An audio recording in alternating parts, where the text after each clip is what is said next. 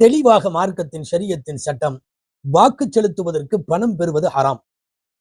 இன்றைக்கு ஏறத்தாழ களத்துல நிற்கிற எல்லாருமே 1-2 விதிவிலக்குகள் இருக்கலாம்.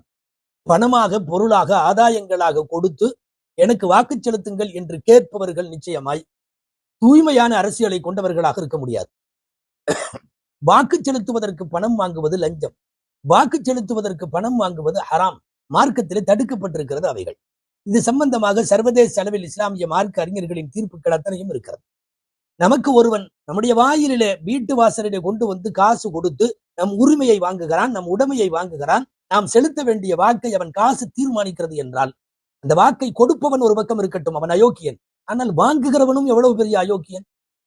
கேட்டால் இது நம்முடைய பணம் தானே, நாம் வாங்கலாம். இல்லை, வாக்குக்காக என்று பணம் பெறுவது பச்சையாக ஹராமாகும். ஆம், நம்முடைய உழைப்பல்ல, நம்முடைய சம்பாத்தியம் அல்ல, எவனோ ஒருவன் தன்னுடைய வருங்காலத்தை, தன்னுடைய வெற்றியை தீர்மானிக்க கொண்டு வந்து காசு கொடுக்கிற போது அதை வாங்குவது ஏறத்தாழ பீச்சை எடுப்பதற்கு சமம். பச்சையாய் அது ஹராம் என்பதுதான் மார்க்கத்தினுடைய தீர்ப்பு.